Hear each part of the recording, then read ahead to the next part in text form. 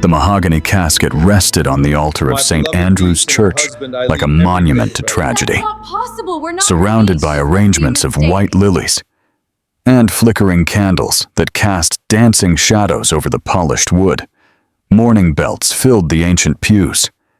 Dressed in various shades of black, their faces were marked by that particular kind of grief that arises when someone too young is lost. The air was thick with the scent of flowers and expensive perfume, underpinned by something heavier, something that felt like collective disbelief. At the center of it all, in that beautiful casket that cost more than most people earn in a month, lay Rachel Morrison, 32 years old, elementary school teacher, devoted friend, future mother, dead. I was in the third row from the front, clutching a handkerchief I had already soaked twice, my black dress feeling too tight around my chest, where the pain had settled like a physical weight. My name is Claire Bennett, and the woman in that casket was not just my friend. She was my sister in everything that mattered, my confidant. Since we were 7, my companion in every adventure and misfortune life had thrown at us for 25 years.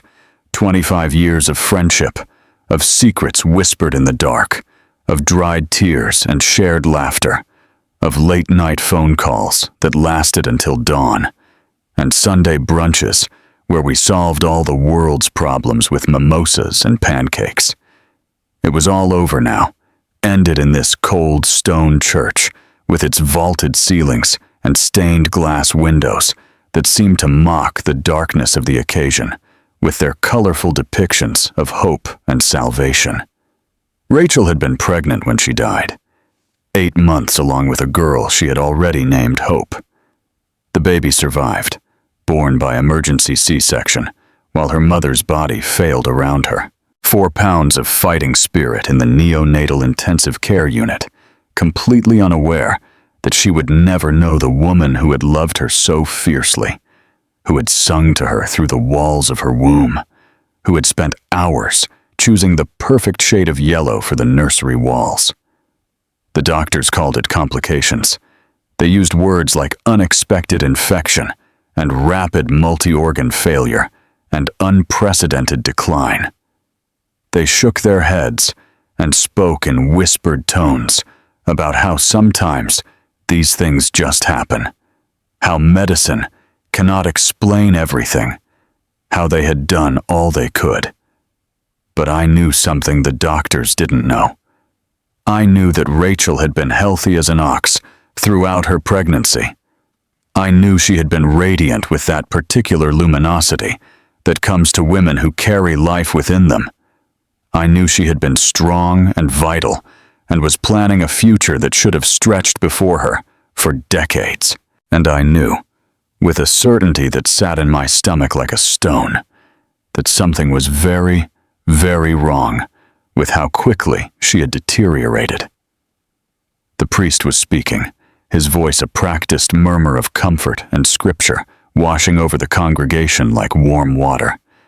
He spoke of God's plan and eternal rest and the promise of reunion in heaven. I barely heard him.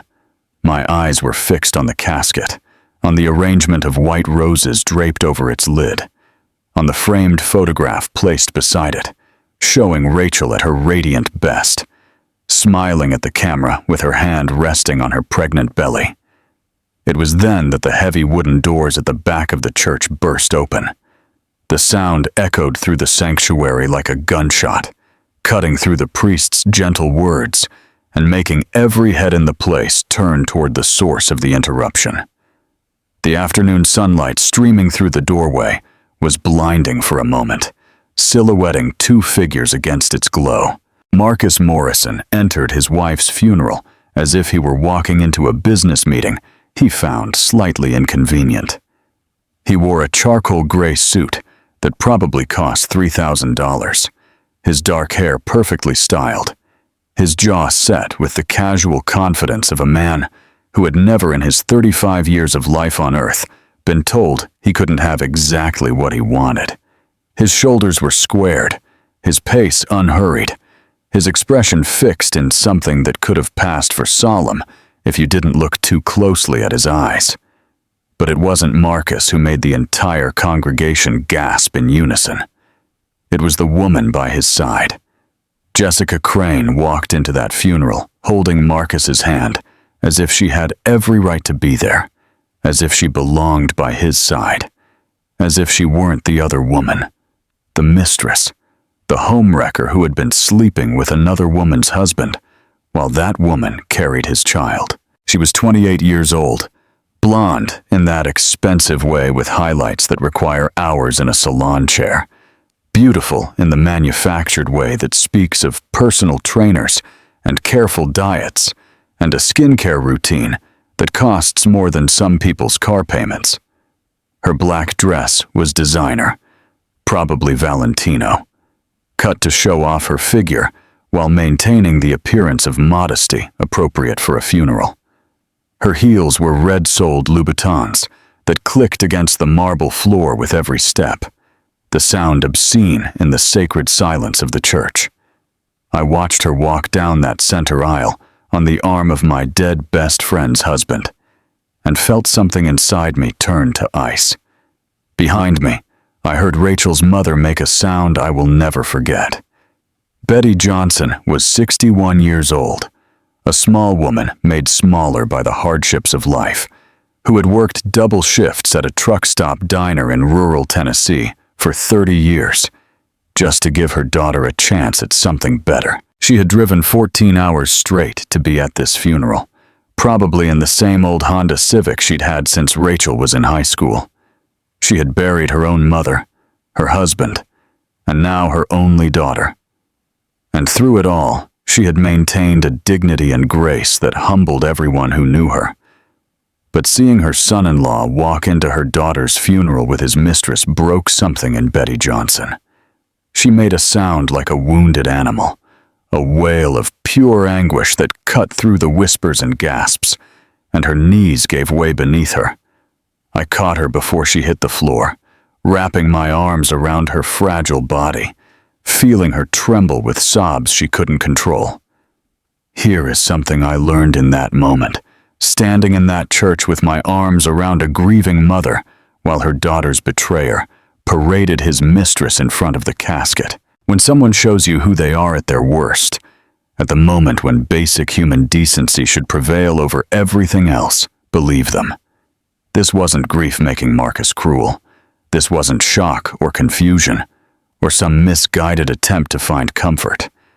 This was Marcus Morrison, finally letting the mask he had worn for years slip, finally showing his true face to everyone who had ever given him the benefit of the doubt. I've seen trash take itself out before. I've seen people reveal their true characters in moments of crisis, but never in my life had I seen someone do it in a $3,000 suit. At his pregnant wife's funeral, with his mistress on his arm and a smile playing at the corners of his mouth, Marcus guided Jessica to the front row of the church, to the seats that had been reserved for family, to the places of honor directly in front of the casket containing the woman he had promised to love and cherish until death parted them. He sat down without acknowledging Betty, without even a glance at the woman who had raised the wife he had just buried. Jessica settled in beside him, crossing her legs at the ankle, as if she were at a charity luncheon. Her expression was carefully neutral, except for the slight upward turn at the corners of her lips. The whispers began immediately, spreading through the pews like fire through dry grass. I saw phones emerging from bags and pockets despite the solemnity of the occasion. I saw people filming openly, their screens held at angles they probably thought were subtle. By the time Marcus took his seat, I knew the scandal was already going viral, spreading across social media platforms and group chats and gossip networks, while Rachel's body lay cold in her casket no more than 20 feet away.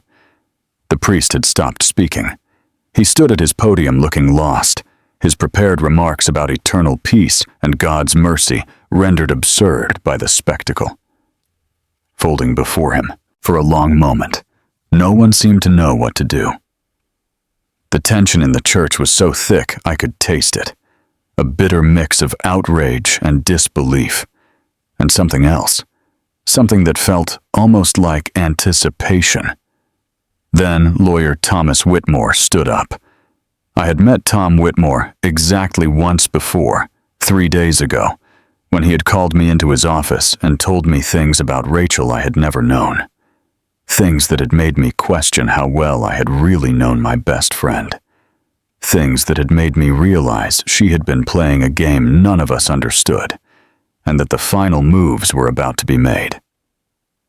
He was 58 years old, distinguished in that Connecticut old money way, with silver hair swept back from a high forehead, and sharp blue eyes that seemed to see everything and reveal nothing. He had been a corporate lawyer for 30 years before transitioning into estate planning, and he had the quiet authority of a man who had seen it all and was surprised by none of it. He walked toward the front of the church with measured steps, his movements unhurried, his expression grave. The priest stepped aside without a word, yielding the podium to this unexpected speaker. "Ladies and gentlemen," Whitmore said, and his voice reached every corner of the church without needing to be raised. There was something in his tone that made people sit up straighter, that made the whispers die down, that made even Marcus look up from his phone with the first hint of unease I had seen on his face since he walked through those doors. "Before we conclude this service, I have been instructed by the deceased to read her final will and testament. Here, now, in front of everyone she loved." He paused, and his gaze swept over the congregation before settling on Marcus and Jessica in the front row. His next words were quiet, but they struck like hammer blows. "And everyone who betrayed her." Marcus's confident posture shifted almost imperceptibly. Beside him, Jessica's perfectly manicured hand tightened on his arm, her knuckles turning white beneath her French tips. Whitmore pulled a thick envelope from inside his jacket, the kind lawyers use for important documents. He held it up for all to see. Then he began to break the seal with deliberate ceremony. I didn't understand it then. I didn't know what Rachel had been planning. What secrets had she been keeping? What empire had she been building in silence, while everyone around her saw only a sweet elementary school teacher making worksheets about butterflies and the life cycle of frogs? But standing in that church, watching the color drain from Marcus Morrison's face as lawyer Whitmore prepared to read his dead wife's will, I began to understand something important. Rachel had known. She had known about the betrayal, about the lies, about everything they had done to her in secret. And she hadn't just accepted it. She hadn't curled up and died like a good little victim. She had prepared. What none of them knew, I thought, watching Marcus shift uncomfortably in his seat, while 200 people looked at him with undisguised contempt. What not even I had known until 3 days ago. Rachel spent the last months of her life building a trap, and everyone who had ever hurt her, everyone who had ever underestimated her, everyone who had ever looked at that sweet face and seen only weakness, had just walked straight into it. To understand how we got to this moment, with my best friend in a casket and her husband's mistress sitting in the family pew as if she belonged there, I need to take you back, before the betrayal and the secrets and the careful plans laid in the dark, to the beginning of a love story that would end in tragedy and triumph in equal measure. Rachel N. Johnson grew up in a trailer park on the outskirts of a small town in rural Tennessee, the kind of place that doesn't appear on most maps and that its residents are always trying to escape. Her mother, Betty, worked double shifts at a truck stop diner, coming home at 3 a.m. smelling of coffee and grease. Her feet were swollen and her back ached, but her smile was always ready for her little girl. There was no father in the picture. Betty never talked about him, and Rachel learned early not to ask. What Rachel did have was intelligence, a fierce, burning intelligence that her teachers recognized immediately. That set her apart from the other children in her struggling school district. That made the school counselors shake their heads in wonder and say things like, "That girl could go places if she has even half a chance." Betty Johnson was determined to give her daughter that chance. She worked extra shifts whenever she could get them. She took side jobs cleaning houses for the wealthy families in the nice part of town. She saved every penny that wasn't absolutely necessary for survival, hiding cash in coffee cans and under mattresses and in a savings account she never touched, no matter how desperate things got. When Rachel was 17, she received a full scholarship to the University of Virginia. She cried when she received the letter. Betty cried too, standing in the kitchen of her tiny trailer with her daughter's future in her hands. All those years of sacrifice finally meaning something. Rachel arrived at university with 2 suitcases, $300 in cash, and a determination to succeed that bordered on the fierce. She worked 3 jobs during her time at UVA. She waited tables at an off-campus restaurant, serving college kids with superior airs who rarely left a tip, and older locals who treated her like furniture. She tutored struggling students in economics and business, subjects she had taught herself with library books and online courses. She cleaned dorm rooms on weekends, scrubbing toilets and changing sheets for people who would never know her name. And still, she maintained a perfect 4.0 GPA. Still, she made the dean's list every semester. Still, she graduated with honors and the respect of every professor who had ever taught her. It was there she met Marcus Morrison. He was everything Rachel was not. Wealthy where she was poor, connected where she was isolated, confident in the way only people who have never truly struggled can be confident. His family had money going back generations, old Connecticut wealth built on investments and inheritances, and the kind of networking that happens at country clubs and yacht parties. Marcus was struggling in his economics class when Rachel was assigned to tutor him. He arrived at his first session 20 minutes late, wearing a polo shirt that cost more than Rachel's entire wardrobe, looking at her as if she were the help. She should have walked away right then. Looking back, knowing everything I know now, I can see all the warning signs Rachel missed or chose to ignore. The casual arrogance, the assumption that his time was more valuable than hers, the way he looked at her laptop, her clothes, her shoes, and she could see him calculating her net worth and finding her lacking. But Marcus Morrison hadn't become as successful as he was without learning how to read people. He saw something in Rachel Gu first day. Maybe it was her intelligence.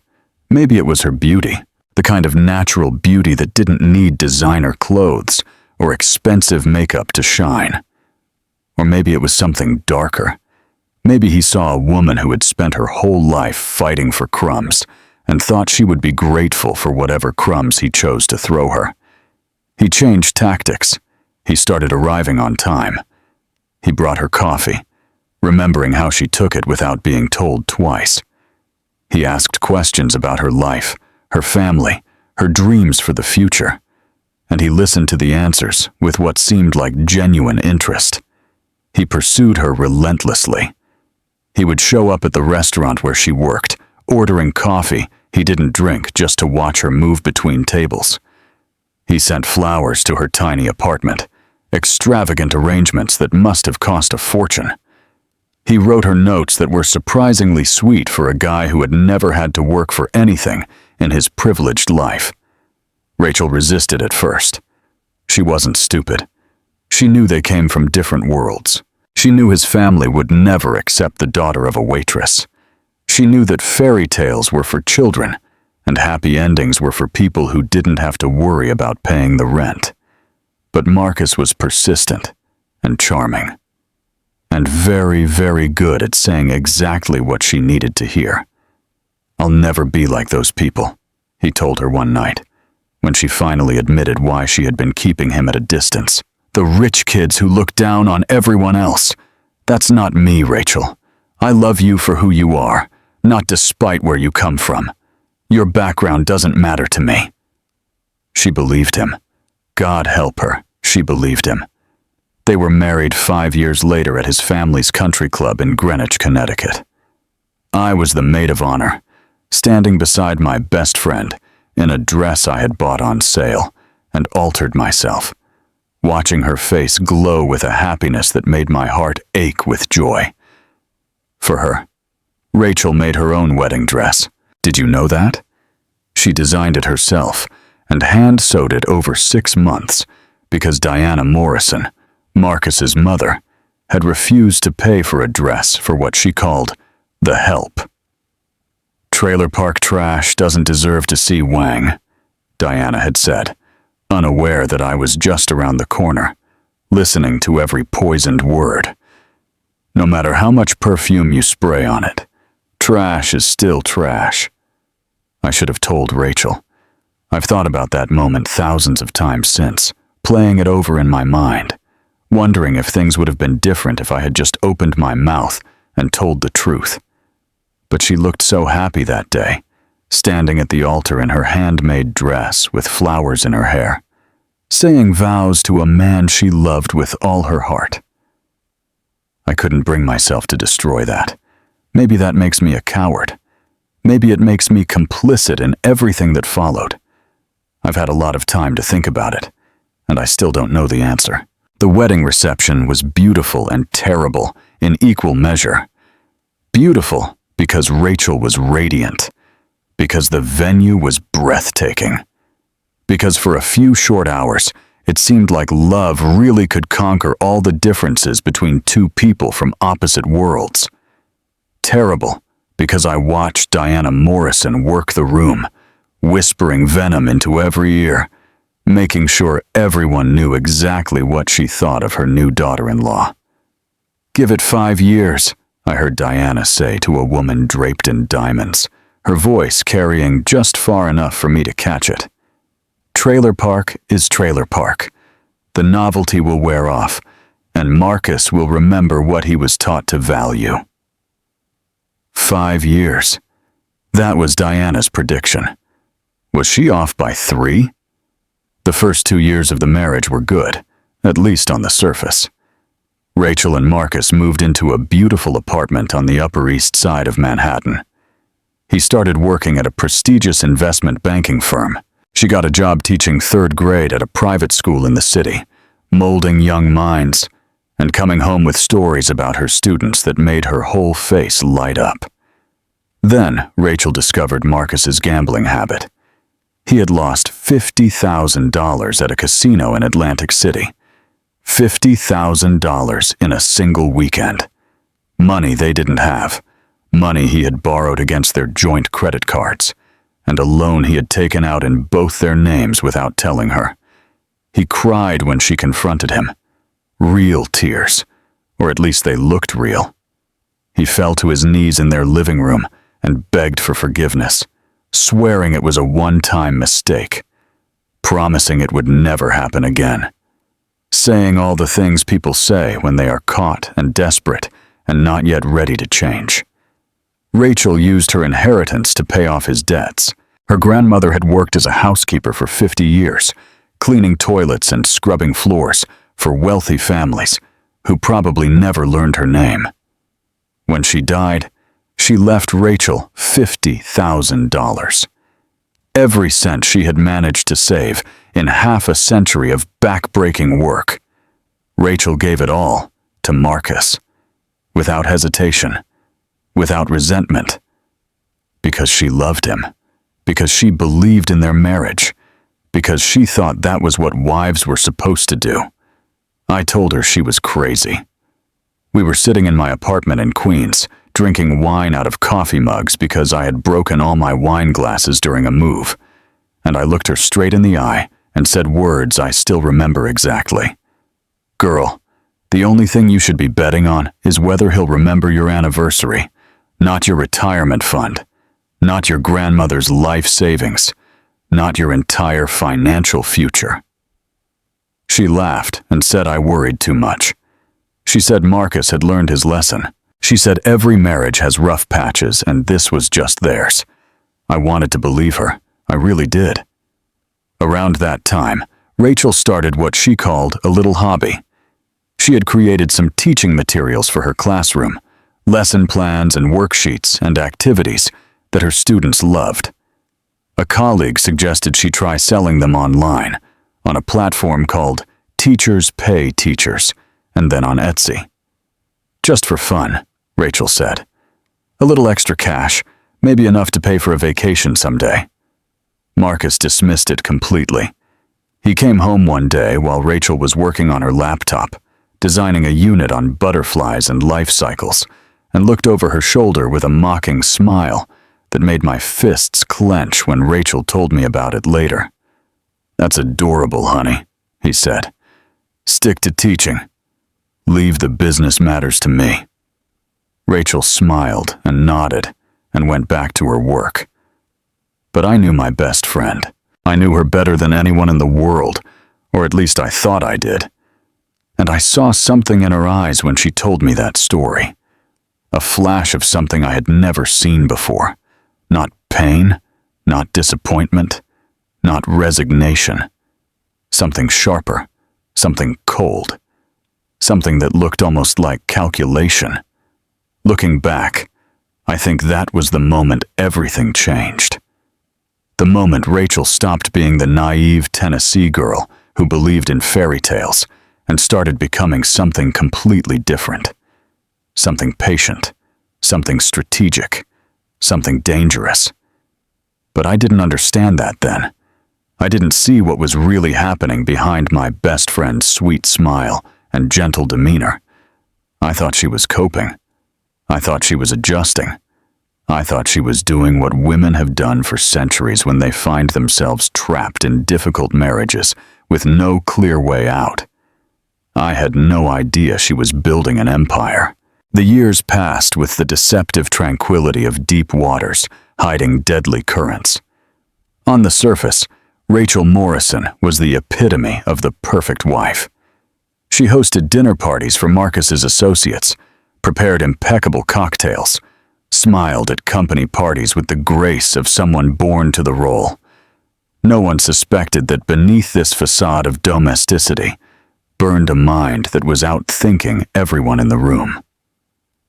Every morning, Rachel got up at 4:30, before Marcus even thought about opening his eyes. In those silent hours of dawn, while the Manhattan apartment slept and the city was just beginning to stir, she worked. Her fingers flew over the keyboard of a laptop Marcus didn't know existed, kept in a secret compartment in her closet, behind shoeboxes he would never bother to check.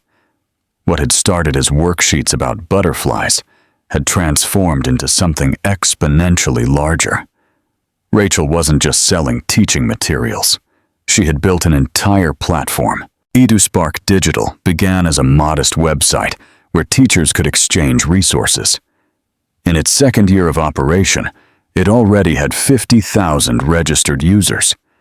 By the third, it had licensed content to 3 state school districts. By the fourth, corporate training companies were knocking at its door.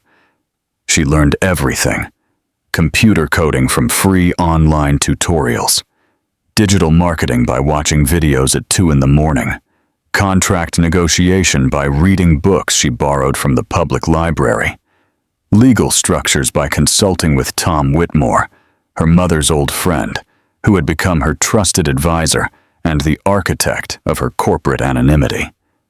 Tom had been key from the start. "You need protection," he had told her in their first serious meeting, 6 years ago now, when Rachel confessed her suspicions about Marcus's true nature. "If this is ever discovered, if he ever finds out, you need everything to be legally ironclad." They set up the company in Delaware, a state known for its protection of corporate privacy.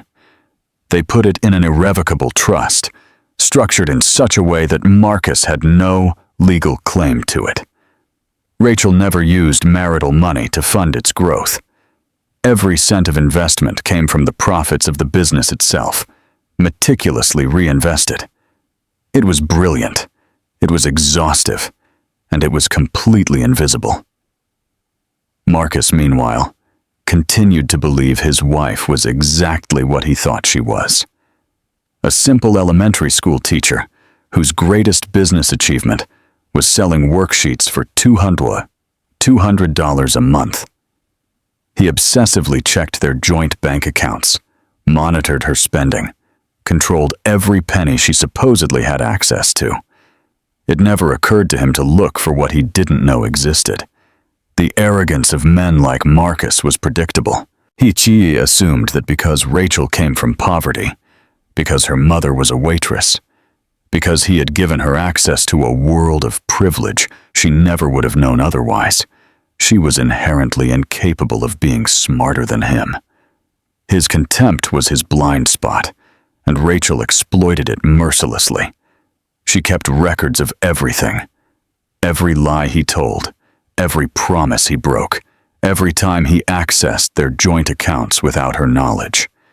She installed a keylogger on his laptop 3 years after discovering his gambling addiction, capturing every password, every message, every digital footprint of his betrayal.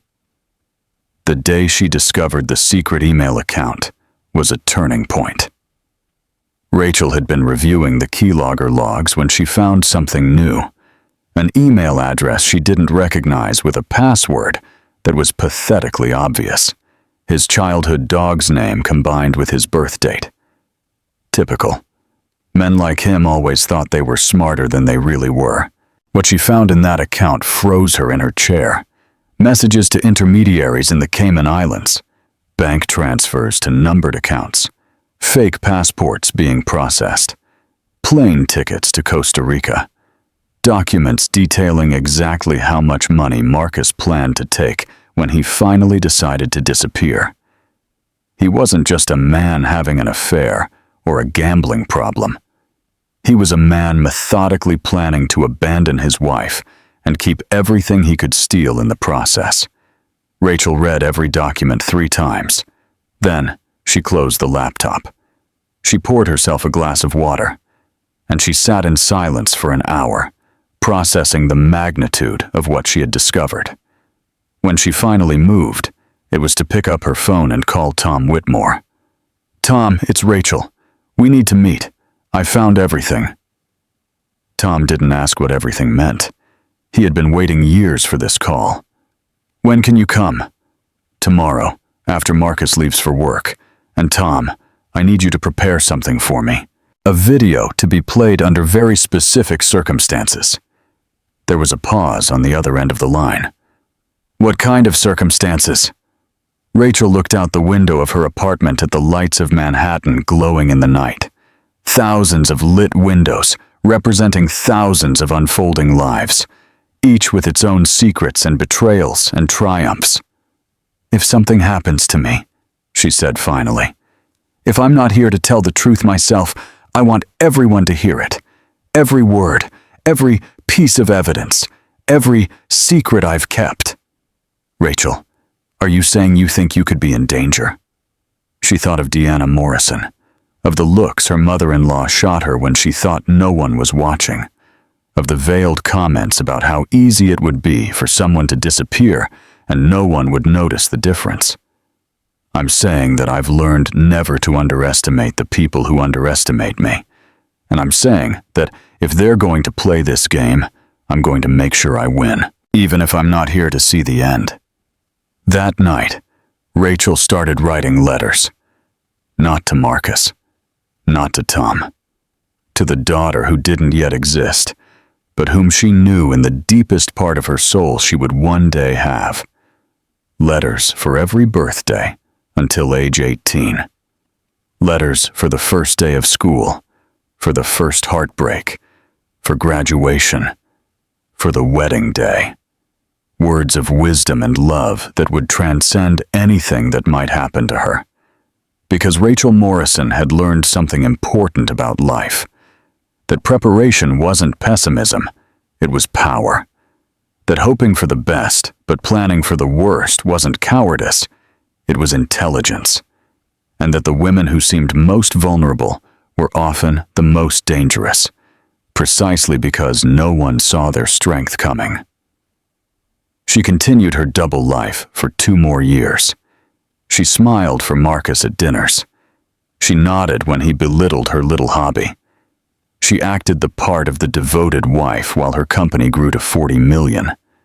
Then 45. Then 47. And she waited, because she knew patience was the most powerful weapon she had, and because she knew that when she finally acted, there would be no second chances.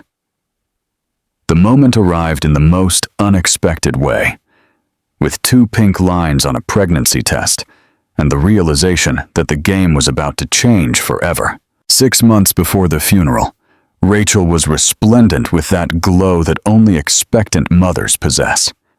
Her belly had grown into a perfect curve beneath her maternity dresses, and there was something in her eyes that radiated a peace I had never seen before. For the first time in years, she seemed genuinely happy.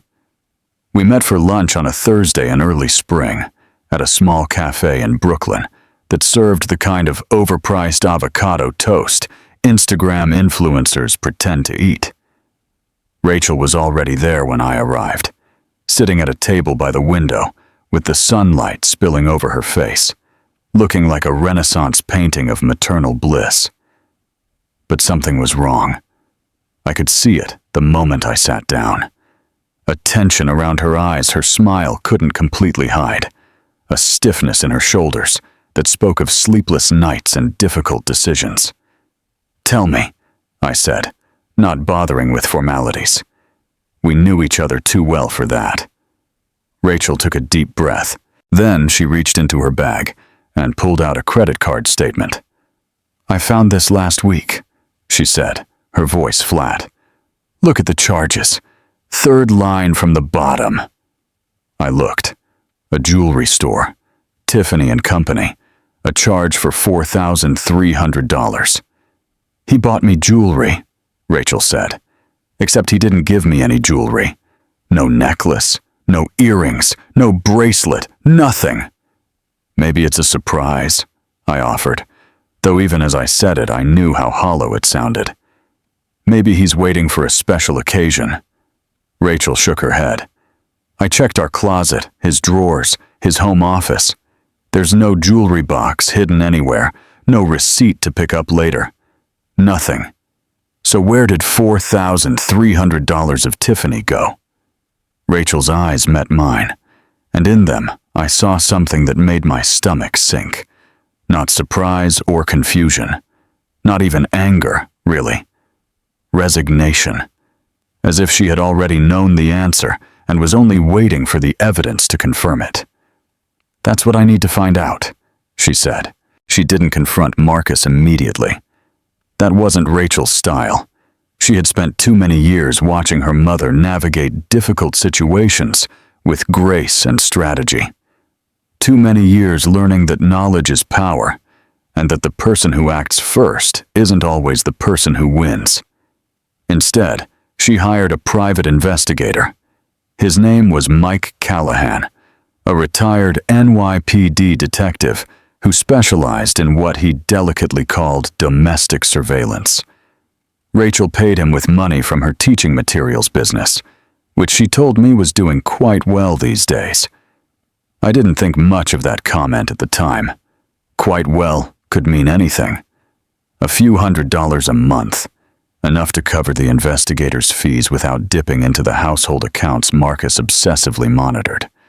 I had no idea what "quite well" really meant. Not yet. The photographs arrived within a week. Rachel called me on a Wednesday night. Her voice was steady in that particular way that meant she was holding herself together by sheer force of will. "Can you come over? Marcus is working late. I need you to see something." I took the subway to her Upper East Side apartment. That beautiful place with its high ceilings and crown molding I had always secretly envied. Rachel met me at the door with bloodshot eyes and a manila envelope clutched to her chest, as if it contained something dangerous. It did. She spread the photographs across the dining table, laying them out with trembling hands. Marcus and a blonde woman at a restaurant in Tribeca. Their heads leaned together, his hand covering hers on the white tablecloth. Marcus and the same woman at a boutique hotel in Soho, walking into the lobby with their arms around each other. Marcus and the woman at a beach somewhere. Martha's Vineyard, according to the geotag, walking hand in hand along the shore like newlyweds. The woman was Jessica Crane, 28 years old, junior associate at Marcus's investment firm, 87,000 followers on Instagram, where she posted carefully curated glimpses of a glamorous life that I now realized my best friend's husband was financing. "How long?" I asked, though I wasn't sure I wanted to know the answer. "The investigator thinks at least 8 months," Rachel said. "Maybe longer, since before I got pregnant. Maybe since before he knew we were going to have a baby." We sat in silence for a long moment, the photographs spread between us like evidence at a crime scene, which, in a way, they were. "What are you going to do?" Rachel's jaw tightened. "I'm going to think. I'm going to plan. And then I'm going to make sure that when I act, I'm ready for whatever comes next." A week later, Rachel confronted Marcus. They were standing in the kitchen of their beautiful apartment. Rachel was calm, controlled, holding the photographs in her hand and asking a simple question. "How long has this been going on?" Marcus didn't deny it. He didn't apologize. He didn't fall to his knees and beg for forgiveness, as he had done when she discovered his gambling. Instead, he attacked. "You've been boring since you got pregnant," he said, and each word landed like a slap. "All you talk about is the baby, room colors, pediatricians, what stroller to buy. It's exhausting, Rachel. I come home from work, and I need someone who can actually have a conversation about something other than pregnancy symptoms." Rachel stood there, 6 months pregnant, one hand instinctively covering her belly, absorbing every word. "Jessica understands the pressure I'm under," Marcus continued. "She appreciates what I do. She doesn't nag me about being late for dinner or spending too much time at the office. She's understanding. She's exciting. She's everything you used to be before you turned into this incubator." Incubator. He called his pregnant wife an incubator, as casually as he might comment on the weather. But Marcus wasn't finished. The cruelty had been building up for years, it seemed, contained by whatever thin veneer of decency he had been maintaining. Now it poured out like poison from a broken vessel. "What are you going to do about it anyway? Leave me? With what money? You have nothing, Rachel. Nothing without me. That teacher's salary of yours wouldn't cover the rent for a studio in this city. Your little craft business selling lesson plans? Please, that's a hobby, not an income."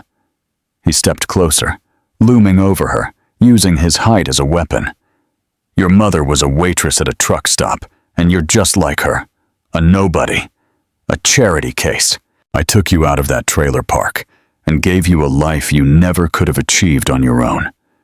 Everything you have, everything you are, is because of me." His voice dropped to a whisper that was somehow more threatening than if he had shouted. "If you try to divorce me, I will destroy you. I'll keep this apartment. I'll keep our bank accounts. I'll keep the baby. My family has the best lawyers in New York. Lawyers who have worked for the Morrisons since before you were born. Your family has nothing. No money, no connections, no power. You'll spend years fighting me in court, and in the end, you'll have lost everything. You'll be right back where you started. Broke. Alone. Living in some rundown apartment with our daughter on weekends. If you're lucky. Is that what you want? Is that the life you want for our daughter?" Rachel didn't answer.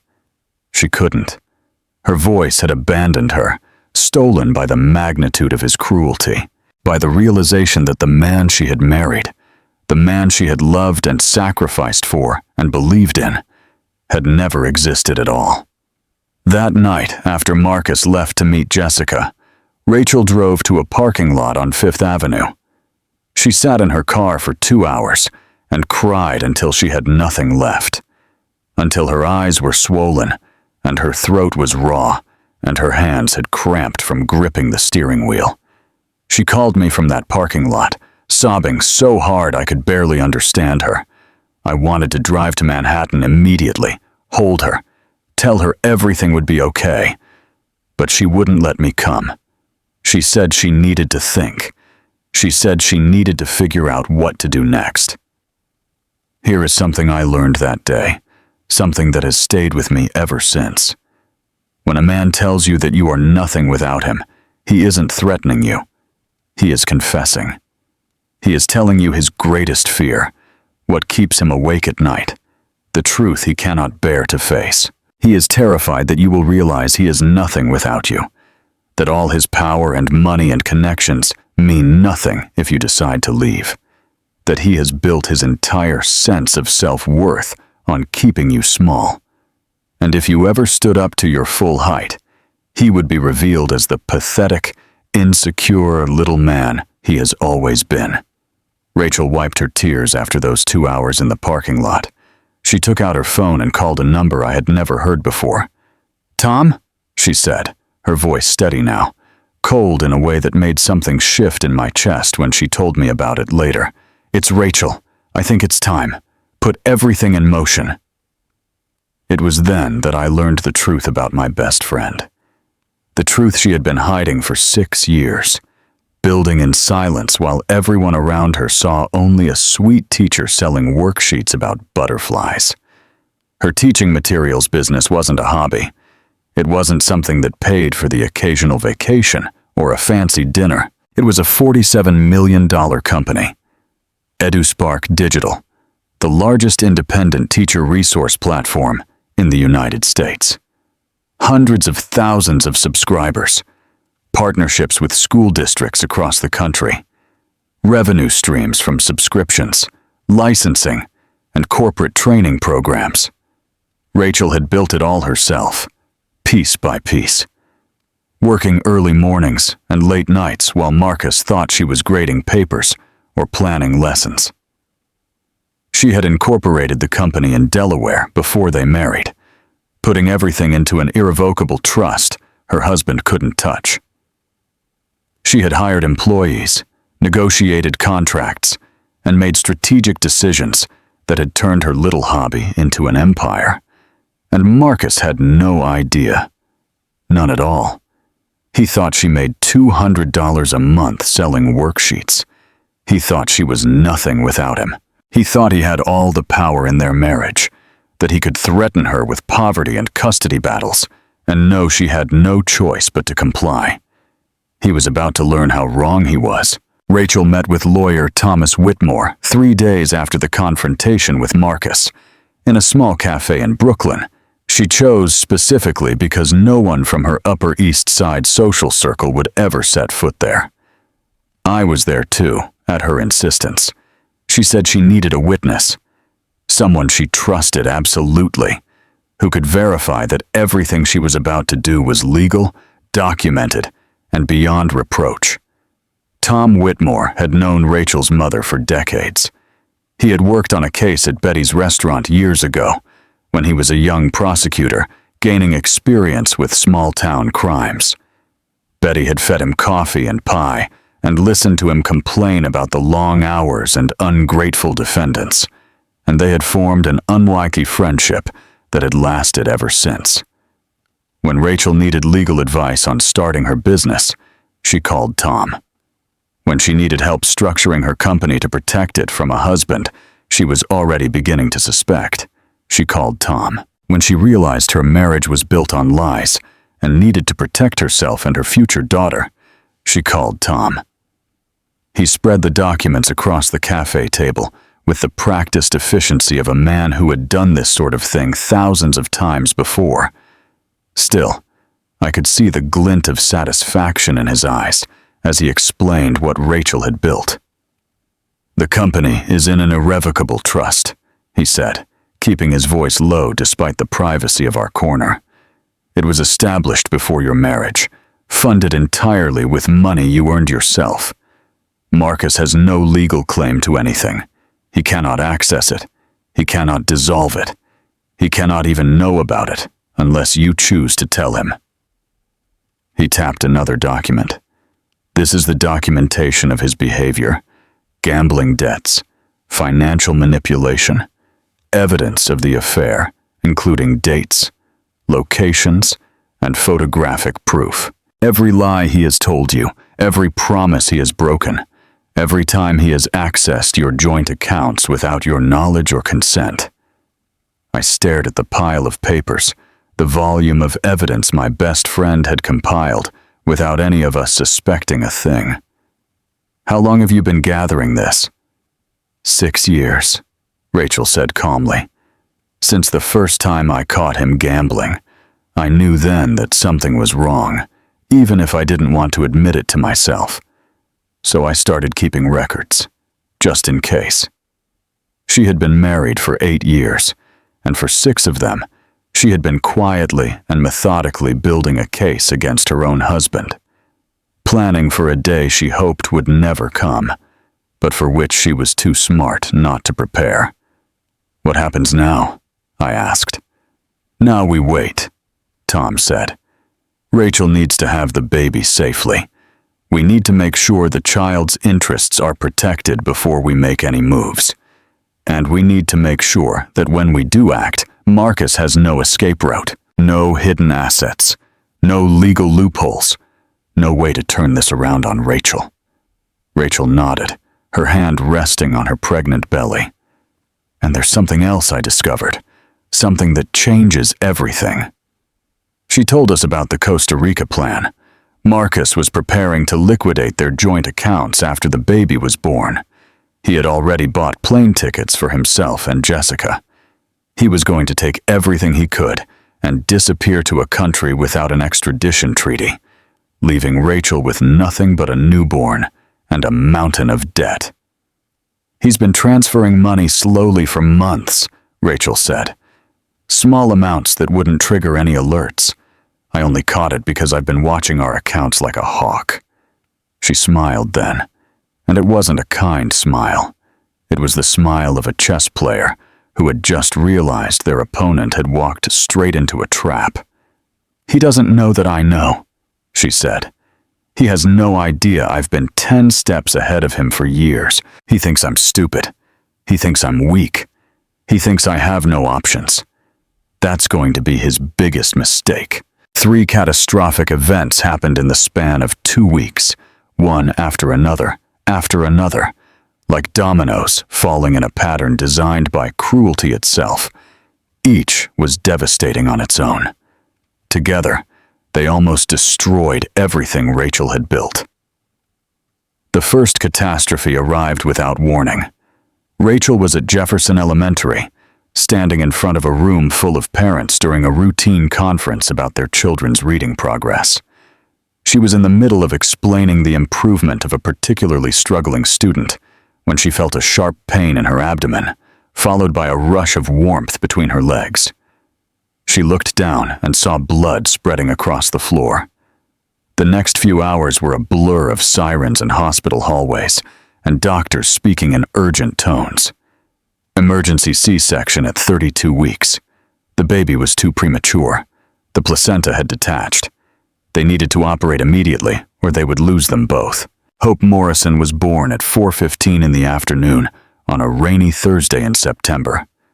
4 pounds of fighting spirit, immediately taken to the neonatal intensive care unit, where tubes and monitors would keep her alive, while her tiny body learned to do what nature hadn't given it enough time to prepare for. Rachel survived the surgery. Barely. She lost a dangerous amount of blood, and her blood pressure dropped so low the doctors weren't sure she would make it through the night. But she did, because Rachel had never been one to give up, because she had too much unfinished business to quit now. She woke up in a hospital bed 3 days later, weak as a kitten, her body a symphony of pain and exhaustion. The first thing she asked about was hope. The second thing she asked about was her phone. She couldn't execute her plan from a hospital bed. She couldn't meet with Tom Whitmore or monitor Marcus's accounts or prepare the legal documents that would protect her daughter. Every day she spent recovering was a day Marcus could discover what she had been building. He could find some way to turn things around. He could escape to Costa Rica before she could stop him. I visited her every day, bringing her magazines she didn't read and smoothies she could barely drink. I watched her grow more and more anxious as her body refused to cooperate with her timeline. She was supposed to be strong now. She was supposed to be fighting. Instead, she was trapped in a hospital bed, dependent on doctors and nurses, and a husband who visited rarely and stayed briefly. That was the first catastrophe. The loss of time, of strength, of control. The second arrived 3 days later in the form of a visitor Rachel hadn't expected. Diana Morrison arrived at the hospital with a bouquet of flowers and a cashmere blanket for the baby, dressed in the kind of casual elegance that probably cost more than my monthly salary. She kissed Rachel's cheek with lips that had never learned to form genuine affection, and settled into the chair by the bed with the air of someone who intended to stay a while. "I came to help," Diana said, her voice sweet as antifreeze. "Marcus is so busy with work, and you need someone to look after you while you recover. We're family, after all." Rachel was too weak to argue, too tired to notice the way Diana's eyes flitted to her phone on the nightstand, to her laptop in her bag by the window, too medicated to see the predator lurking behind the sheep's clothing. I arrived at the hospital that afternoon to visit Rachel, carrying a bag of her favorite cookies and a book I thought she might enjoy. I pushed open her door, expecting to find her alone, or maybe with a nurse checking her vitals. Instead, I found Diana Morrison leaning over Rachel's nightstand, Rachel's phone in her hands, scrolling through something on the screen with intense concentration. Rachel was asleep. The machines by her bed beeped steadily, pumping medications that kept her sedated while her body healed.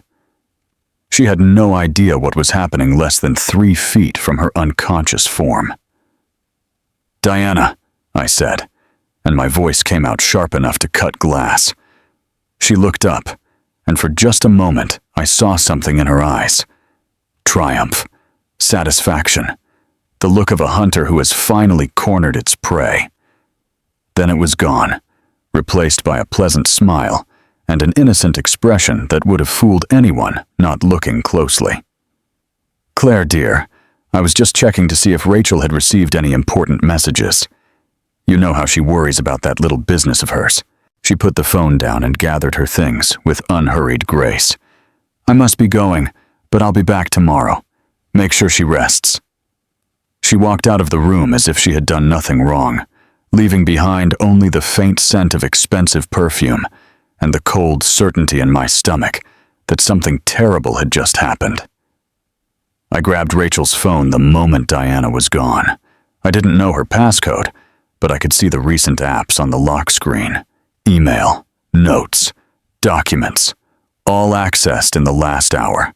I woke Rachel and told her everything. The color drained from her face as I spoke. Her hands trembled as she took the phone from my hands and scrolled through her history, seeing all the things Diana had accessed. Emails about the divorce, messages to Tom Whitmore, documents referencing Edus Park and its $47 million valuation. "She knows," Rachel whispered. "She knows everything." Diana called Marcus that night. We found out later what she told him, when the pieces finally clicked together. She told him about Rachel's secret company, about the divorce papers being prepared, about the evidence Rachel had gathered against him. She told him everything. And Marcus Morrison arrived at the hospital the next morning like a storm making landfall. He burst into Rachel's room while she was trying to breastfeed Hope for the first time.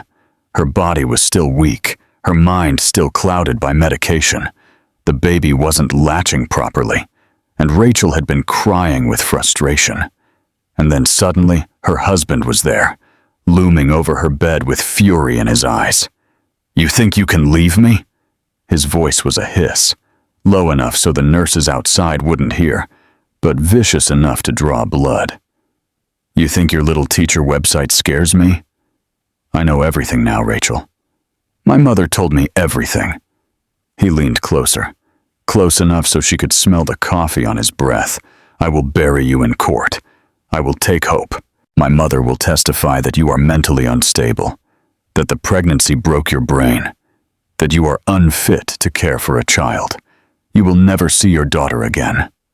Hospital security removed him 10 minutes later when a nurse heard Rachel crying and came to investigate. But the damage was done. All her careful planning, all her meticulous preparation, all her hope for a clean victory, shattered by her mother-in-law's spying and her husband's rage. She sobbed for hours after he left.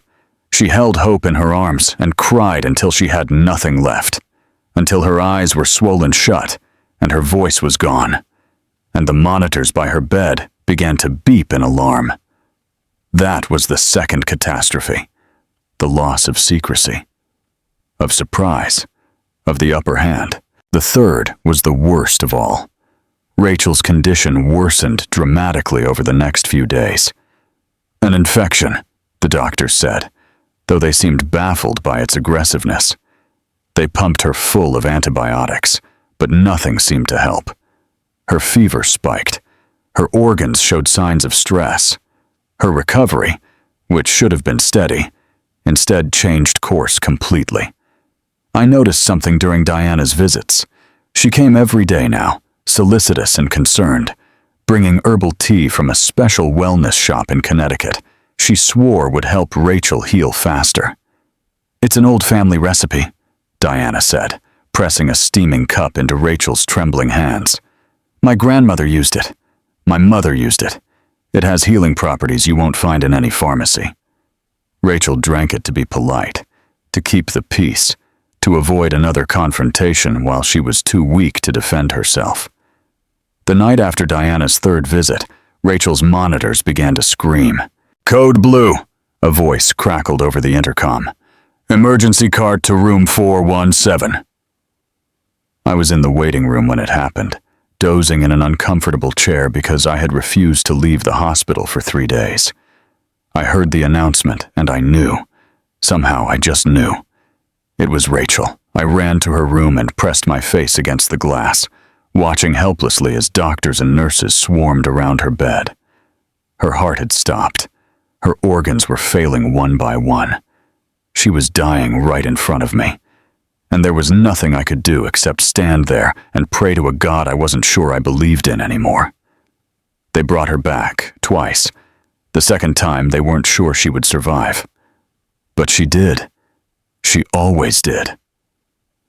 When she opened her eyes the next morning, I was sitting by her bed, holding her hand as if I could physically keep her tethered to this world, through sheer force of will. She looked at me with a clarity that cut through all the medication and exhaustion, and said 3 words that changed everything. "Diana is poisoning me." "Rachel," I began, ready to dismiss it as paranoia, as the fever talking, as anything except what my gut was already screaming at me. "Save the cup." Rachel's voice was weak but certain. "The last cup of tea she brought me is in the drawer of my nightstand. Get it tested, Claire, and save samples of my blood and hair from the hospital. Chain of custody documented." She gripped my wrist with surprising strength. "I'm not going to make it, Claire. I can feel it. Whatever she's giving me is winning. But I'm not going to let them win. Not Diana. Not Marcus. None of them." She made me promise that day.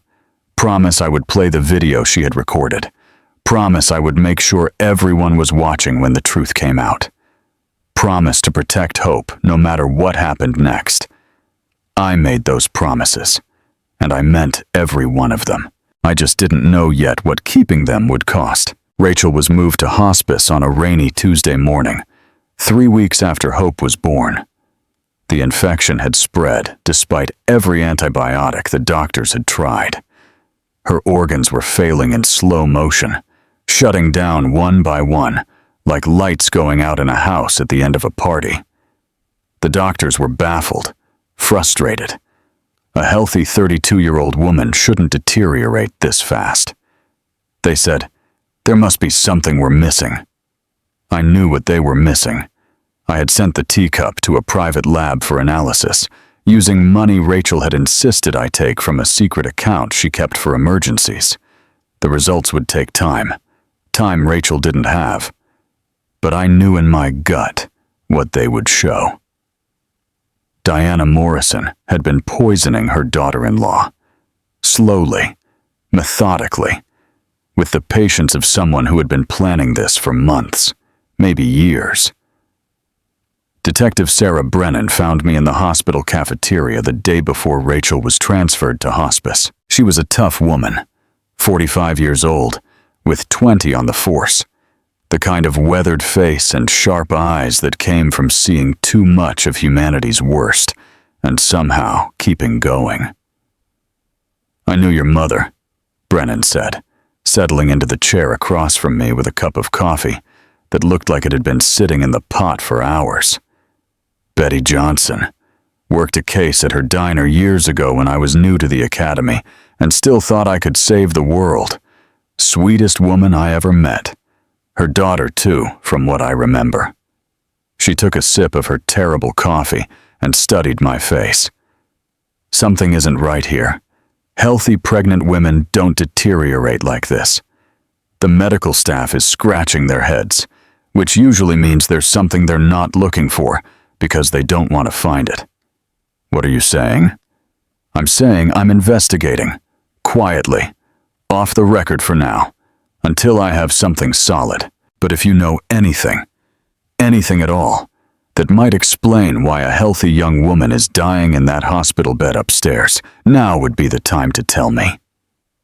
I told her about the teacup, about Diana's visits and the herbal tea, about Rachel's conviction that her mother-in-law was killing her. Brennan listened without interrupting, her expression growing more grim with every word. "Get me that lab report," she said when I finished, "and anything else Rachel documented. If this is what I think it is, we're going to need every piece of evidence we can get." Rachel's final days were spent in a hospice room, with a window overlooking a garden she was too weak to visit. The afternoon sunlight streamed through the glass, painting everything in gold. The machines around her bed beeped softly, marking a time that was running out. I sat with her every day, holding her hand, talking about nothing and everything. Sometimes she was lucid, as sharp as ever, despite the drugs and the failing organs. Other times she wandered, murmuring about butterflies and lesson plans, and a little girl named Hope she would never see grow up. On her last lucid day, she made me promise again. "I wrote letters," she told me, her voice barely above a whisper. "For Hope, for every birthday until she's 18, first day of school, first heartbreak, graduation, her wedding day." Tears rolled down my cheeks. "Rachel," I began, but she squeezed my hand with surprising strength. "Let me finish. I wrote letters for everything I'm going to miss, everything I wanted to tell her. My words will be there, even when I can't be." She took a shaky breath. "And I wrote something else, for Marcus, for Jessica, for Diana, a different kind of letter, the kind they won't be able to ignore or dismiss or pretend never existed." She smiled then, weak and sad, but somehow still fierce. "They think I'm dying weak and broken. They think they've won, that they got away with it, that the trailer park girl finally got what she deserved. They have no idea what's coming, Claire. No idea. I spent 6 years building a $47 million empire while my husband thought I was making worksheets about butterflies and the life cycle of frogs. I outsmarted him at every turn, and he didn't even know we were in a game. If that's not wife material, I don't know what is. She laughed softly and then coughed, her whole body shaking with the effort. Promise me you'll play the video. Promise me everyone will be watching, especially Diana, especially Marcus, especially his Instagram princess. I promise, I said, and I meant it with every fiber of my being. Promise me you'll look after Hope. Raise her to be strong. Tell her about me, the real me, not the victim they'll try to turn me into. Tell her I fought until the end. I promise. Promise me you'll finish what I started. There's a folder in Tom Whitmore's office, Phase 2. It's labeled, "If Marcus ever threatens Hope, if he ever tries to take what is hers, open that folder and burn him to the ground. I promise, Rachel. I promise you everything." She died at 3:47 in the morning on a cold Tuesday in October. I was the only one there, holding her hand as the monitors flatlined and the room went silent. The nurses came and went. The hospice chaplain said words I didn't hear. Outside, the rain that had been falling all day finally stopped, and the first hint of dawn began to lighten the sky. Her last words were a whisper so soft I almost missed them. "Make them look, Claire. Every one of them." "I intend to," I told her, though she was already gone. "I intend to." Lawyer Thomas Whitmore stood at the podium of St. Andrew's Church with the envelope in his weathered hands, and 200 people held their breath, waiting to see what Rachel Morrison had left behind. Marcus sat in the front row with Jessica by his side, looking more annoyed than concerned. He had expected this to be a formality, a quick reading of a simple will that would leave everything to him as the surviving spouse. He had no idea what was coming. I, Rachel Ann Morrison, being of sound mind and body, do hereby declare this to be my last will and testament. Whitmore's voice was steady, reaching every corner of the church. He read the preamble slowly, deliberately, prolonging the tension in a way that made even me want to scream at him to get on with it. Then he reached the first revelation that changed everything. To my only child, Hope Elizabeth Morrison, I leave the entirety of my shares in EduSpark Digital, a company I founded and built from the ground up over the course of 6 years. These shares are to be held in an irrevocable trust, to be managed by my friend and sole trustee, Claire Bennett, until Hope turns 25 years of age. He paused, letting that sink in. At the time of my death, EduSpark Digital was valued at $47 million. Current projections estimate the company will reach $80 million in value within 2 years. The gasp that rippled through the church was audible. Marcus's head snapped up, his expression shifting from boredom to confusion to something akin to terror. "That's impossible," he said, loud enough for everyone to hear. "She sold lesson plans. She made $200 a month." Whitmore looked at him with the patient contempt of a teacher addressing a particularly slow student. Mrs. Morrison was the sole owner and CEO of EduSpark Digital, the largest independent teacher resource platform in the United States. The company was established before your marriage and maintained in a trust structure that provided complete legal separation from marital assets. You were never informed of its existence because Mrs. Morrison chose not to inform you. Diana Morrison jumped to her feet. "This is fraud. She hid assets from her husband. That's illegal." "It is completely legal," Whitmore replied calmly. "The company was established prior to the marriage. All growth was funded through the company's own revenues, not marital funds. I have documentation going back 6 years, proving Mrs. Morrison built this enterprise independently, without any contribution from Mr. Morrison. Perhaps you should sit down, Mrs. Morrison." Diana didn't sit. She stood there, trembling with rage, until Marcus pulled her back into her seat.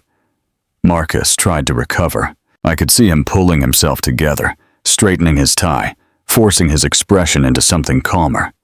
"Fine," he said. "Whatever. As Hope's father, I will manage the trust until she comes of age. The money stays in the family." Whitmore didn't blink. "I'm not finished, Mr. Morrison, and I believe what comes next will address your assumption about parental rights." He pressed a button on a remote, and a screen descended behind the casket. Rachel's face appeared, filmed in her hospice bed only days before her death. She looked terrible, thin and pale, dark circles under her eyes, her body visibly failing. But her eyes were alive, fierce, almost amused in a way that made my heart tight with pride and grief in equal measure. "Hello, Marcus." Her voice was weak but clear through the speakers. "Jessica, Diana, if you're watching this, I'm gone, and you're probably feeling pretty confident right now." She paused, letting it sink in. "Shocked about the money, of course, but you think you'll figure it out. You think you'll get Hope. You'll control the trust. You'll find some legal loophole your expensive lawyers missed. You think you've won. Because you always think you've won. Because people like you can't imagine a world where someone like me outsmarts you." Another pause, a smile that made my skin crawl. "You have no idea what's coming. So sit down, shut up, and pay attention. Class is in session." The video continued, and with every passing moment, the foundations of Marcus, Jessica, and Diana Morrison crumbled a little more. "Jessica," Rachel said, "I want to thank you. I know that sounds strange, but listen to me. When I first discovered your affair with my husband, I was devastated. I cried for 3 days straight. I thought my life was over, that everything I had worked for had been destroyed by a 28-year-old Instagram influencer who couldn't keep her hands off another woman's husband." She paused, and her smile turned sharp. "Then I got mad, and then I got smart. And when I started looking into Marcus's secrets, really looking, I found something interesting about my own life, something I'd never bothered to look into before." Documents appeared on the screen behind her. DNA test results in a clinical format and official letterhead. "Marcus, Hope is not your daughter." The church exploded. People shouted, gasped, jumped to their feet. Marcus's face went white as paper, his mouth opening and closing with no sound coming out. "I also had an affair," Rachel continued, her voice calm against the chaos. "Once, 3 years ago, right after I discovered your first round of gambling debts, the ones you swore were a one-time mistake. I met someone at an education conference who treated me with respect, who looked at me like I was a person, not a trophy or a charity case, who actually listened when I spoke instead of waiting for his turn to talk." She shrugged on screen. "I'm not proud of it. I was raised to believe marriage vows were sacred, but I'm not sorry either. The DNA test is attached to my will. Witnessed and notarized, you have no biological connection to Hope, no parental rights, no legal claim to custody. The man who fathered her will be contacted through my lawyer, and the choice of whether to be involved in her life will be his and my daughter's alone." Marcus looked like he was going to vomit. Beside him, Jessica had gone very still, the color draining from her carefully contoured face. "Now, Diana, my dear mother-in-law."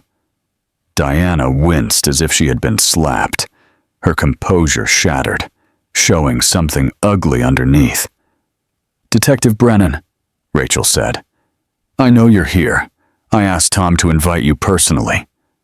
I saw Brennan moving through the crowd, her badge already visible, her expression the professional blankness of someone who had been waiting for this moment.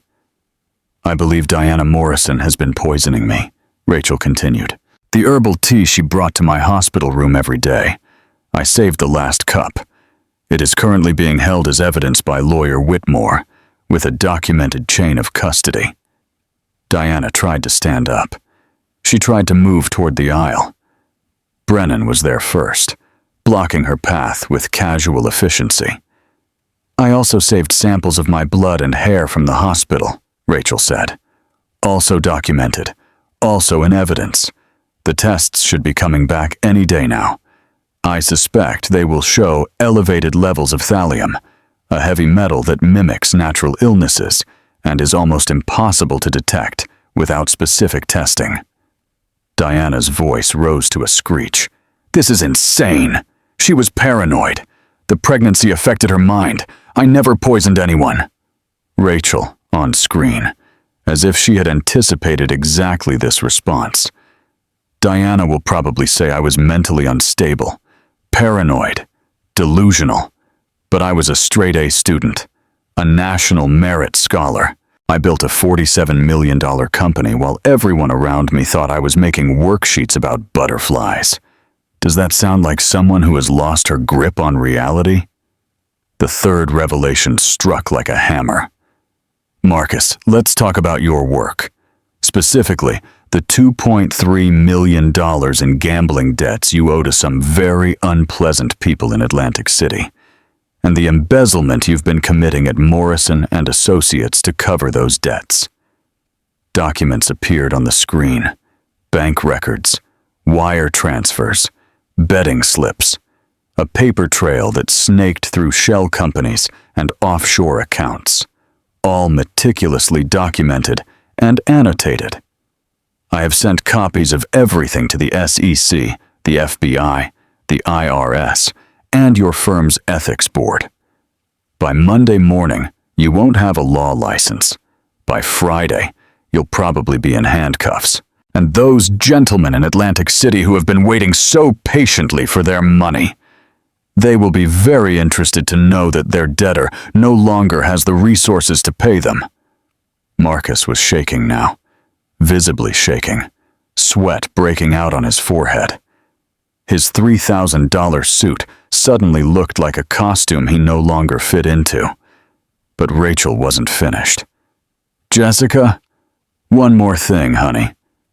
Jessica, who had been slowly moving away from Marcus, froze in place. "I know you've been selling Marcus's insider trading information to Greg Holloway, his biggest business rival.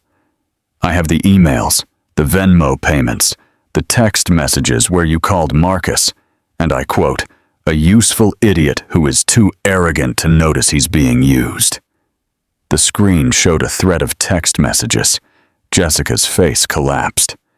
"Marcus, your mistress has been destroying your career from the inside while you were busy destroying me. She's been working for your enemy this whole time, feeding him every piece of valuable information you were stupid enough to share with her. You thought she loved you. She thought you were a stepping stone. I think that makes you perfect for each other." Marcus turned toward Jessica with murder in his eyes. "You were working for Greg?" Jessica's composure shattered completely. "Marcus, I can explain. It wasn't like that. I was just protecting myself in case things went wrong. You were selling my information. I could go to prison because of you." "Oh, that's rich." Jessica's voice rose to a shriek. "You're the one who embezzled money. You're the one with gambling debts. I just made sure I'd be taken care of when you inevitably ruined everything." They screamed at each other in the front pew of the church, while 200 people watched and dozens of phones recorded every word. My best friend's funeral had turned into the most dramatic reality show any of them had ever witnessed. "Never underestimate a quiet woman," Rachel said on screen, her voice cutting through the chaos. "Still waters don't just run deep. Sometimes they hide a tsunami. And sometimes that tsunami has spent 6 years learning exactly where all the fault lines are. Police cars arrived at St. Andrew's Church within 20 minutes after Rachel's video ended. Detective Brennan had called for reinforcements before the second revelation, knowing what was coming, preparing to act on 6 years of documented evidence. Diana Morrison was escorted out of the church in handcuffs, her screams echoing off the vaulted ceilings. She invoked her family name, her lawyers, her connections in Connecticut society. None of it mattered. The officer leading her to the waiting patrol car looked supremely unfazed by her protests. "I have rights!" Diana shrieked. "I want my lawyer! This is defamation! That woman was crazy! I never poisoned anyone!" The lab results came back 2 days later. Thallium, just as Rachel had suspected. A slow-acting poison that built up in the body over time, mimicking the symptoms of infection and organ failure. Diana had been dosing her daughter-in-law for weeks, maybe months, with the patience and precision of someone who had planned every detail. She would spend the rest of her life in prison. Marcus was served with federal subpoenas before he could leave the church. SEC FBIRS. His firm fired him before the end of the day, issuing a press release calling him an embarrassment to the profession and a disgrace to the legal community. His assets were frozen pending investigation. The tickets to Costa Rica in his desk drawer would never be used. The gambling creditors came calling 3 days later. Marcus had been denied bail as a flight risk, so he was safe in federal custody when 2 very large men appeared at his empty apartment looking for their money. They left disappointed, but persistent. Men like them had long memories. Jessica Crane was arrested on 17 counts of insider trading, conspiracy to commit securities fraud, and aiding and abetting financial crimes. Her mugshot went viral within hours, running mascara, tangled hair, a designer dress wrinkled from the holding cell. Her Instagram followers dropped from 87,000 to less than 8,000 overnight. The comments were savage. "This is what happens when you trade morals for a married man. Imagine losing everything for a guy who was already losing everything." She really thought she was the protagonist. Plot twist. She was the cautionary tale. I watched it all unfold from the stands, feeling a strange mix of triumph and pain. Rachel had won. She had outsmarted everyone who had ever underestimated her, and she had done it from beyond the grave.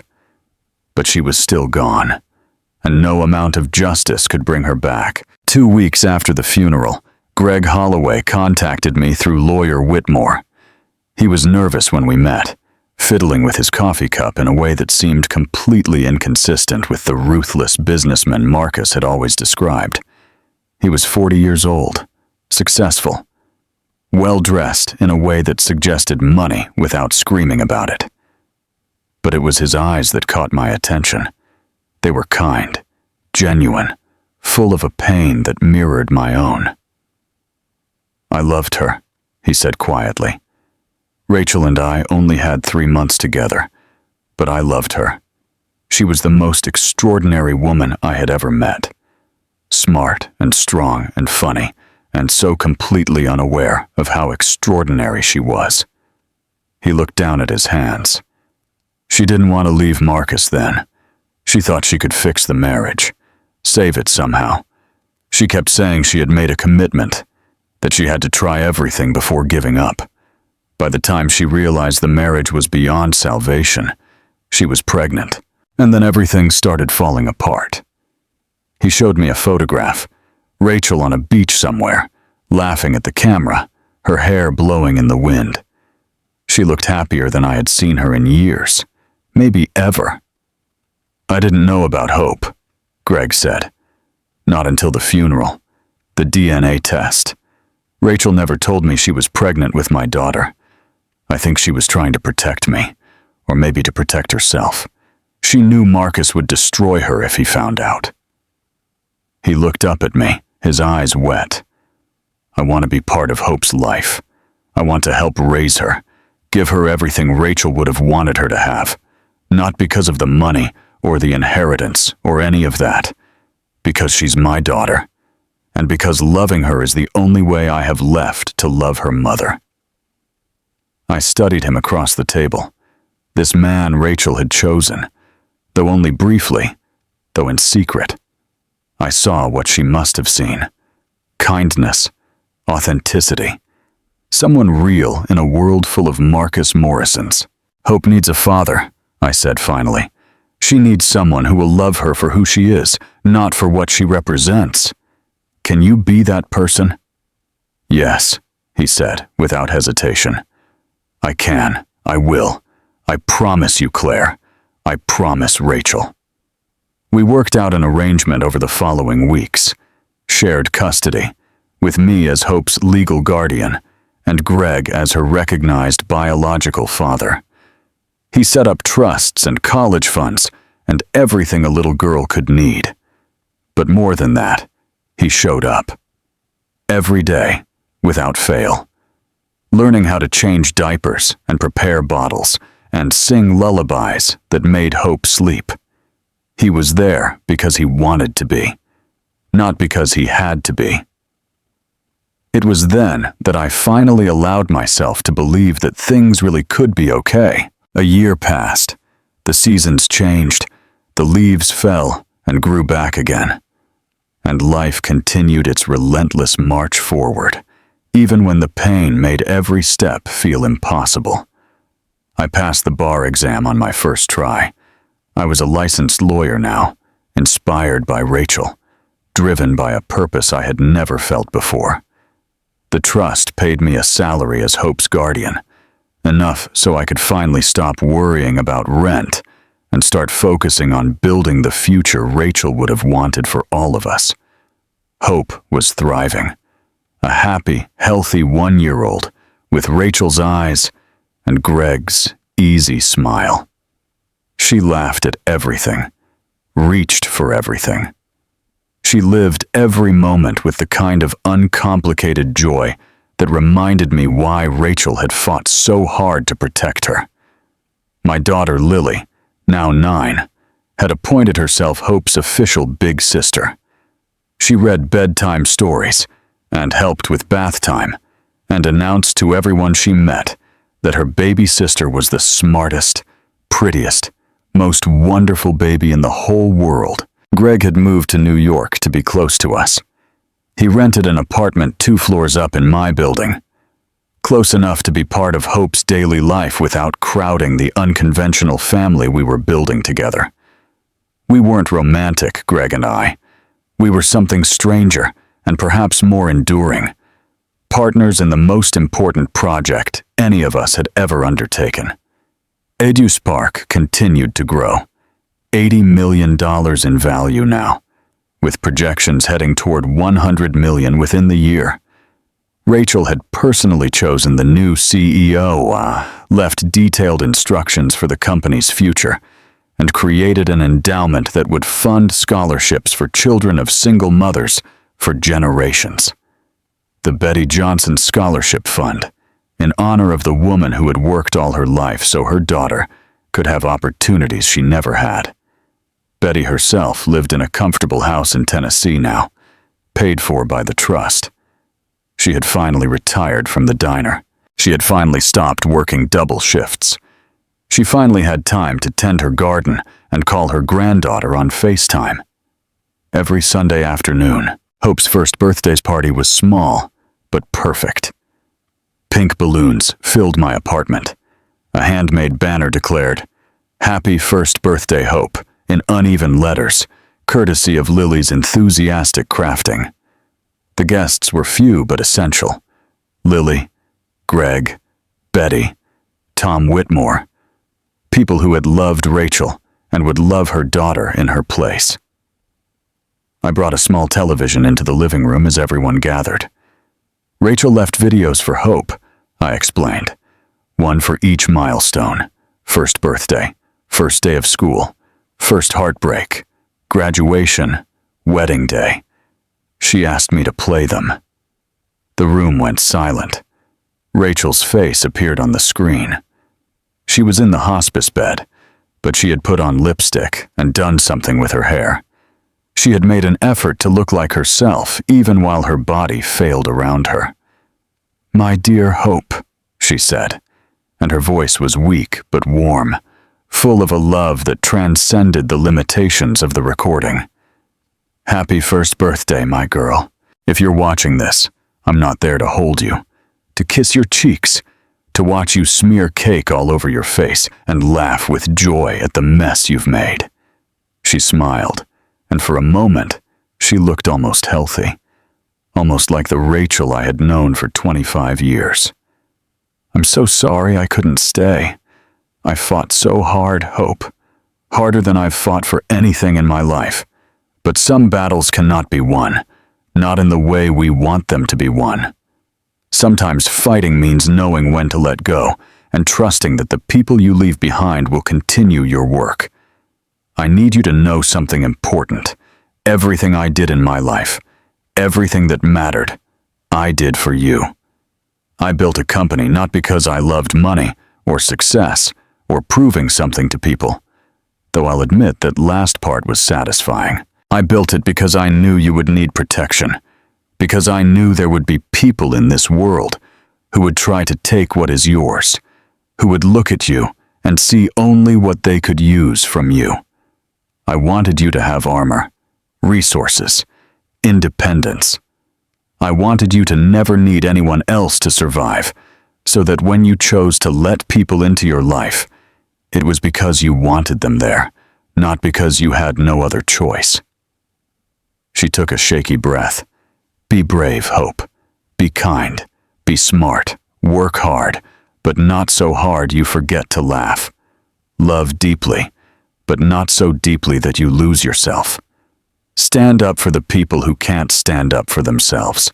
Question everything, especially the people who tell you not to question them. And Hope, one more thing, the most important thing I will ever tell you." Her eyes met the camera lens, looking directly at me through the screen, through time, through death itself. Never, ever let anyone tell you that you are nothing without them. You are everything. You are my everything. You are the daughter of Rachel Morrison. And that means you are stronger than anyone knows, including yourself. I love you, forever and always. No matter what happens, no matter how far apart we are. Happy birthday, sweetheart. The video ended. Everyone was crying. Betty held a handkerchief to her face, her shoulders shaking with sobs. Greg held Hope close, his cheeks wet, whispering something too soft for the rest of us to hear. Lily pressed against my side, her arms around my waist. "She's not really gone, is she, Mom? As long as Hope has those videos." "No, baby," I said, pulling her closer. "She's not gone at all." 3 days later, a letter arrived at my new law office. No return address. Postmark from the Federal Correctional Center, where Marcus was awaiting trial. I opened it with steady hands. Whatever it had to say, it couldn't hurt me. It couldn't hurt Rachel. It couldn't touch the future we had built from the ashes of his betrayal. I read the letter. "This isn't over. My lawyers are working on the DNA evidence. Something doesn't add up. And when I prove that Hope is mine, I'm coming for custody. I'm coming for the trust. I'm coming for everything Rachel stole from me. See you in court. Marcus." I should have been afraid. A year ago, a letter like this would have sent me into a panic. But I had spent 12 months learning to think like Rachel, planning for contingencies, building arsenals of information and documentation, preparing for exactly this moment. I picked up my phone. "Tom, it's Claire. He sent a letter." "Yes, threatening custody. I know Rachel prepared for this." I opened my desk drawer.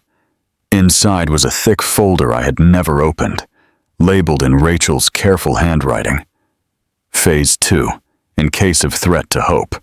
Open only if necessary. I broke the seal and began to read. Documents, photographs, recordings, a labeled USB stick, secure, and a handwritten note from my best friend, written in the final weeks of her life. Claire, if you're reading this, Marcus is still fighting. Some men never learn. They get knocked down, and they get back up and keep swinging. Not because they think they can win, but because they can't imagine any other way to exist. Phase 1 was the funeral, the revelations, the arrests, the public humiliation. I hoped that would be enough. I hoped he would crawl away and leave Hope in peace. But I knew him, Claire. I knew him better than anyone. Better than he knew himself. So I prepared Phase 2. He has no idea what I found during those 6 years I spent documenting his crimes. What I saved, what I held back, waiting for exactly this moment. He thinks the funeral was everything. He thinks I showed all my cards. He's wrong. Finish it, Claire. For me. For Hope. For every woman who was ever told she is nothing without the man who is destroying her. Love always, Rachel. P.S. Tell Hope her mom says hi. And tell Marcus, checkmate. I smiled. The same smile Rachel had used in her hospital video. Confident, fierce, ready. Rachel, I said softly. Brilliant, terrifying, magnificent woman. How many more surprises did you leave me? I began to read the contents of the folder. Names, dates, evidence of crimes that made the funeral revelations look like parking tickets. Enough ammunition to keep Marcus in prison for decades. To destroy what little was left of his reputation. To ensure he never represented a threat to Hope or anyone else ever again. Outside my office window, the city stretched in every direction, millions of lives playing out in their own private dramas. Somewhere in federal custody, Marcus Morrison was probably congratulating himself on his threatening letter. Imagining he still had power, still had options, still had a chance. He was wrong. Rachel had made sure of that. I picked up my phone to call Tom Whitmore to begin the Phase 2 process, to finish what my best friend had started. Justice is patient, I thought, remembering the words that had appeared on the screen at the end of Rachel's funeral video. But it never forgets. Neither would I. And that is how Rachel Morrison, a woman everyone underestimated, a woman they called trailer park trash and boring, and nothing without her husband, proved them all wrong from beyond the grave. She taught us something important today. Never underestimate a quiet woman. Never assume silence means weakness. And never, ever believe that money and power can protect you from the consequences of cruelty. Because here, we believe in justice. We believe in karma, and we believe that the quiet ones are always the most dangerous.